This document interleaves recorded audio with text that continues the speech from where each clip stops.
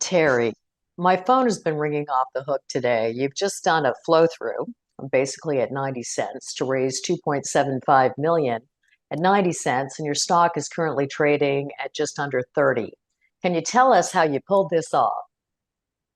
Well, it's with our feasibility study partner CVMR Corporation. So they're in it for the long term. They're they're working with us, evaluating the project, and they see the bigger picture. And of course, we know our 43101 is going to be delivered next week. So this is a significant dilution, obviously, from the company perspective. So, it just became a negotiating thing that was what's fair for both sides. That makes sense, right? We didn't want to dilute at our current rate because it's very ridiculously priced for lots of reasons. But we know we got lots of good stuff coming out. They know that too. They're fair-minded. It's a good relationship. So it's just a negotiation that worked for both sides, and I think we think they got a great deal, and that's a better deal than what we would ordinarily get from anybody else. So it was good, still a good deal for us. So it was one of those things. Well, I think the larger point is that this is exactly what the Canadian government created flow through for. This is the model they wanted to build. They want to attract companies into investing into exploration plays. So obviously, CVMR, if you wouldn't mind taking some new investors or interested shareholders into your relationship, and who is CVMR, because they're a private company. Yep. So CVMR is probably the largest private, to my knowledge, nickel and non-ferrous metal refiner that I'm aware of. They have 18 plants around the world. Sometimes they go from mine to plant. Sometimes they're just the refinery. But they do an amazing job. Their specialty is what's called chemical metal vapor processing. So it's CMVP, I guess. And basically, there's three ways to make nickel. You can smelt it, you can hydrometallurgy, or you can use this chemical metal vapor process. And that's the most environmentally friendly, least amount of energy used. And so we liked it from that perspective. And especially since we've got the energy with Hydro Quebec right nearby to make it work. So we sort of met them through a banking friend of mine, commercial banking friend of mine, and about a year ago, and over time, developed some trust and respect for what they did and what we did, and we obviously cemented our deal initially in August of last year, and they've been working on this phase of the study was basically to take the ore and put it through what they call benchmarking tests to see how process in their way, because it's quite a different process. And so it went very well. I mean, we've seen a number of tests, and we'll get the final report back in a couple of weeks. But obviously, we saw enough of it, both of us, to be encouraged enough to go to the next stage. So the next stage will be the prototype stage, which is a really critical stage where they'll actually build mock-ups of the actual what the facility would look like, and they'll grind the ore and bring it right through the process and make the finished product. So that'll be a really big test for us, but we're pretty excited about what we're seeing. And the key thing, I think, I could go on for CVMR, so I don't want to have a run-on answer, but there is some interesting aspects. We talked about it a bit in the press release, and it was something, honestly, I didn't know about this part of the world. So in nickel, I would say the refiners are gods. They decide what's going to come into their refinery, and you're going to make the concentrate the way they like it, the way it maximizes profit for them. Okay. And the miners, they don't really have any choice. They got to do it because they can't go to a finished product. So in the concentrate business, you're going to leave somewhere, a good concentrate, you're probably going to get 70 to 80% of your nickel out. Okay. And you're leaving the other 20, 30% in the waste stream. And your byproducts, you're going to get some credit, probably for copper, you might get 50%. For the PGMs, you're going to get 20%. You're not going to get a lot. Okay, so they kill you every step of the way. So that's their approach, and they've obviously ruled with it for hundreds of years at this point. But CVMR, because it produces a finished product, goes at things entirely differently, and so their yields might be 92 to 95%. Okay, instead of 75 or 72 or whatever. So you got that 20, and their process is such that they actually, whereas in our ore or our mineralization, as I learned that my lawyer advised me, it's only ore when it's in production. It's mineralization until then.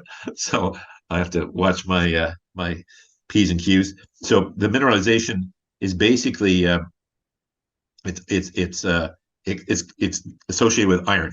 So we have about 12% of our deposit would be iron. So that's a waste product in the nickel situation, in the nickel concentrate. But with a CVMR, they'll make it into iron powders for $4 a pound. So what happens is our byproduct revenue is going to go up significantly. So we get more, maybe an extra 20%, and then the byproduct revenue goes from just 20 to 50%, and sometimes nothing, to max. So it's got a lot of potential. That's why we're so excited, and that's why they're excited, because they have the magic formula that can make that happen, and that's what's in it for them. Well, it's interesting. I came into this interview all hopped up over the flow through aspect, but I've left a lot more interested in the mineralization. So are you telling me that CVMR really has the secret sauce for getting a higher concentrate level of nickel out? Is that what I'm hearing?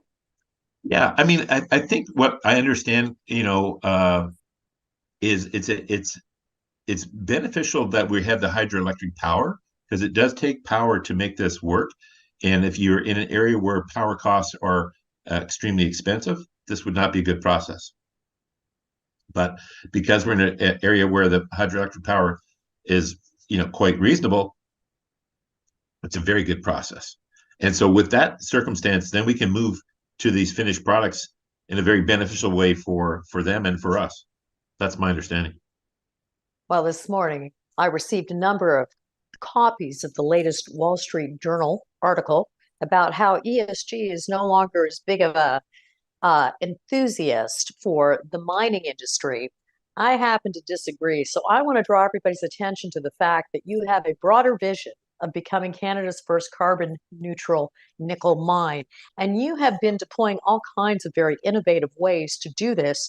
Can I ask you, are you on track for your timeline? Yeah, now more so than ever. And I think, I get the industry's, concern over ESG is that they see it as a cost center, and it can be a cost center.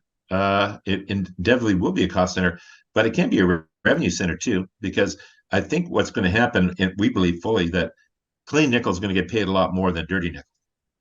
So we happen to be, by our nature of being in Quebec, being blessed by having Hydro Quebec, across the road from us, from having ultramafic rock, which naturally sequesters CO2. So we had some just dumb luck. The deposit is where you found it. It just so happened to be in Quebec by the hydro plant, and it happened to have ultramafic rock.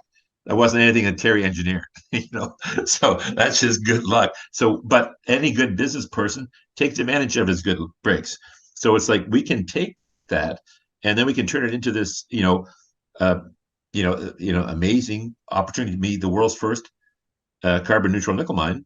And that will, I think, get us higher revenue and more profitability for our shareholders. That's why we're doing it.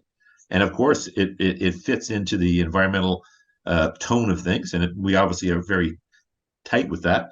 So that makes sense, but, it's the final element of our approach there is, and we haven't really spent a lot of time talking about it, but we would, working with CVMR, build a recycling facility into it right from the outset. And we would take back the batteries at the end of the day. That's going to be a big business, to take back the batteries and recycle and break them down. So you sort of have a cradle grave. That's one of the great things about nickel, is it's very recyclable. So by doing that now, if you plan it now, it's probably an extra I don't know, 15 million, 5, 6, 7% of your capital cost. Whereas if you tried to build a recycling facility right at the hop, it's probably 10 times that. Not 15 million, but 150 million.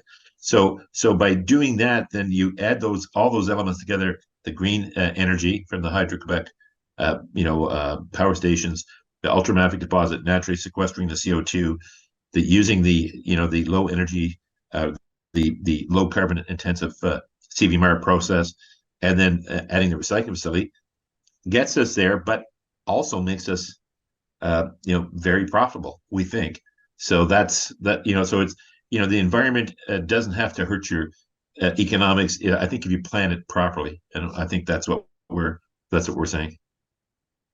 Well, I think you're running out of daylight now. That may be one of your biggest items. And for the first time ever, I understand why you named yourself Power Nickel. So, on that note, congratulations. And for everybody interested, please go to Power Nickel's website. It's getting updated every day. Thank you. Thanks, Tracy. Have a great night. Cheers.